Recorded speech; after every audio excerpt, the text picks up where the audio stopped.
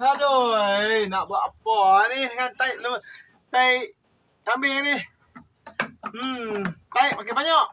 Apa yang perlu kita buat dengan tai kambing?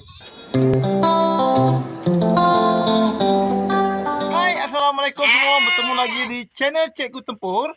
Untuk episod kali ni, awak pasal tak tadi? Video tentang apa? Tentang tinja kambing ataupun tinja biri-biri.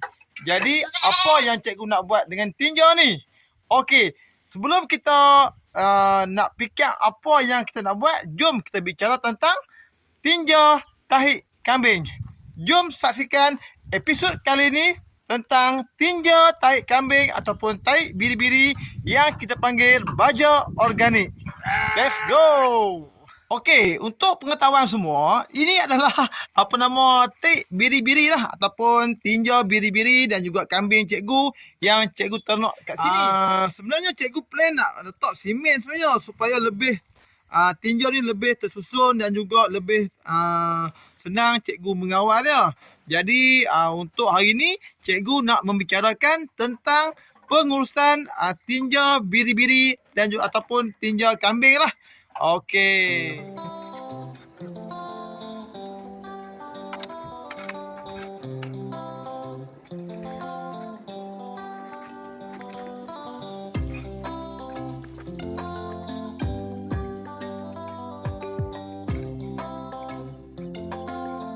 Sebenarnya tinja kambing ni amat bagus. Okey, untuk penggunaan baja yang cikgu sebut tadilah.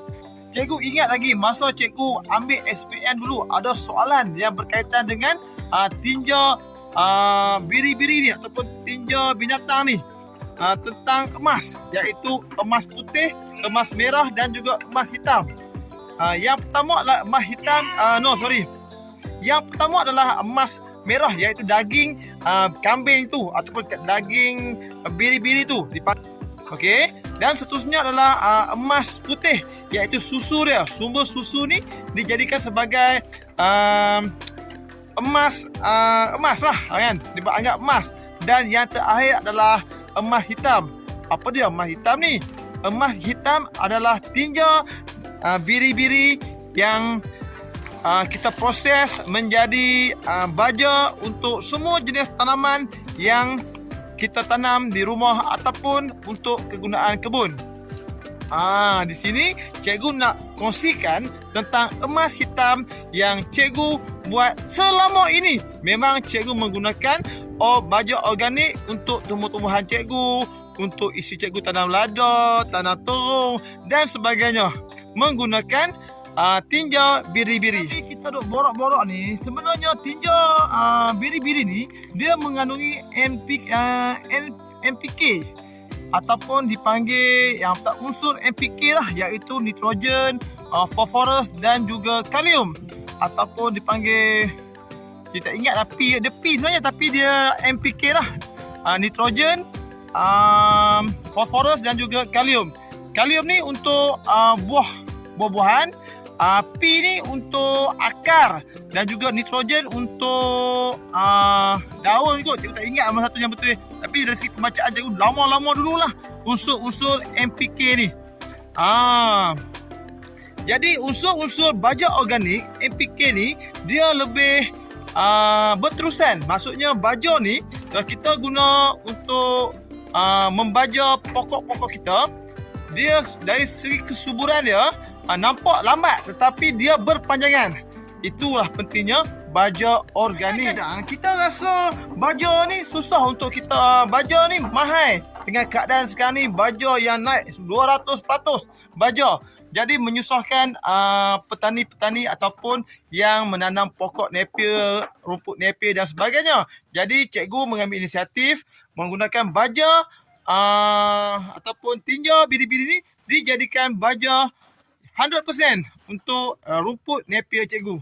So setakat ni memang cikgu buat secara kecil-kecilan untuk rumput napier cikgu menggunakan baja yang semula jadi ni lah.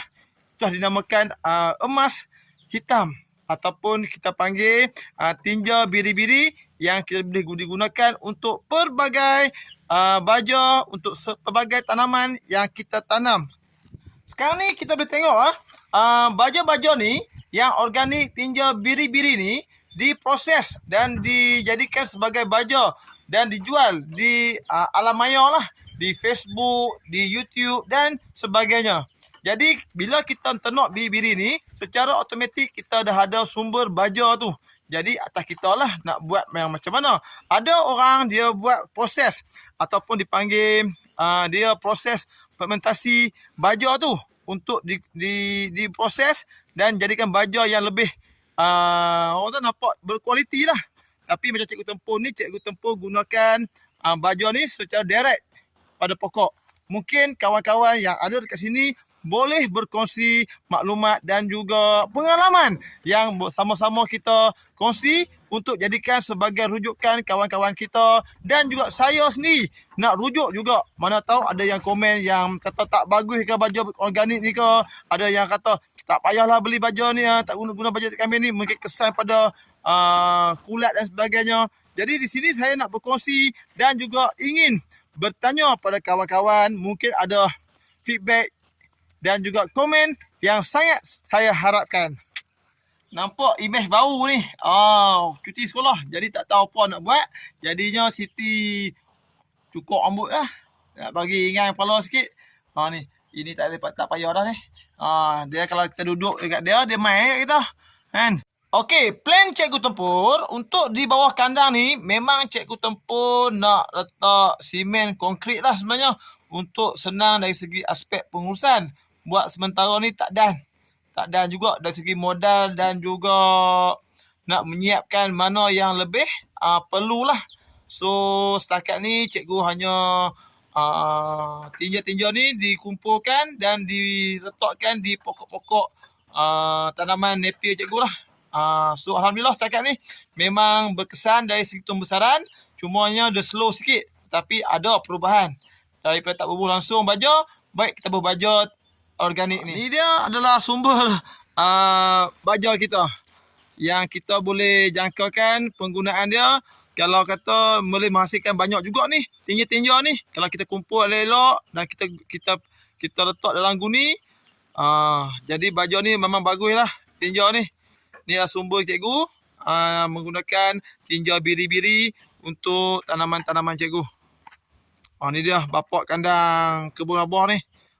Dia tahu. Dia sini betina banyak. Dia suka. Okey, so sekarang ni Bibi Titi tengah bersantai lah sekarang ni. Okey, bersantai. Sebabnya baru lepas, memang cikgu lepas lah hari ni. Lepas di kawasan cikgu yang berpagar siklon. Seluas 1 ekar di sini. Ni kawasan ternakan cikgu. Ini plan cikgu nak buat rumah ni sebenarnya ni. Nak buat rumah. Jadinya rumah pun rumah santai, rumah kebun. Mungkin buat homestay ke kot, mana tahu orang nak main duduk ni, nak menghayati kehidupan di kampung.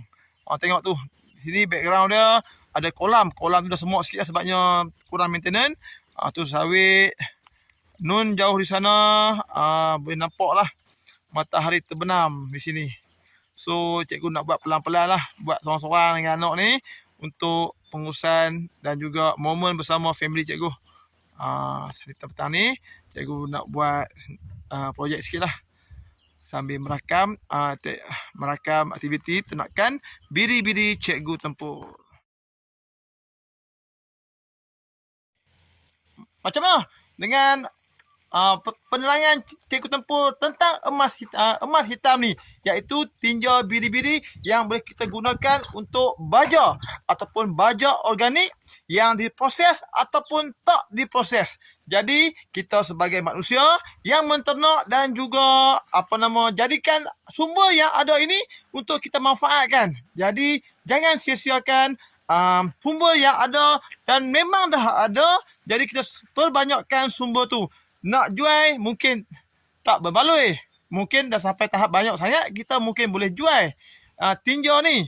Tapi cikgu rasa kalau cikgu nak jual pun, mungkin cikgu akan proses baja tu, tinja ni menjadi baja. Contohnya bakar ke, ataupun cikgu masukkan EM untuk menghancurkan dia punya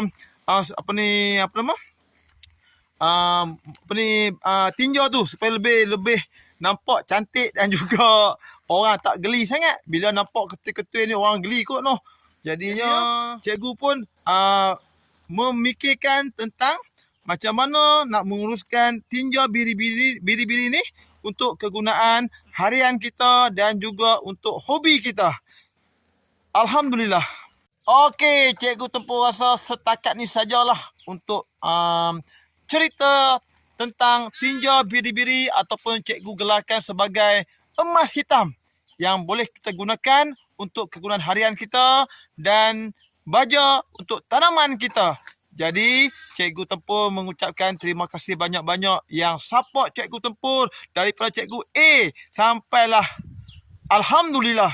Jadi Cikgu Tempur mengucapkan terima kasih banyak yang komen, yang terus memberi cadangan yang amat berguna kepada Cikgu Tempur dan Cikgu Tempur amat menghargainya. Pada semua yang terus menyokong Cikgu Tempur, yang terus like dan juga share apa yang Cikgu Tempur buat. Bukan apa.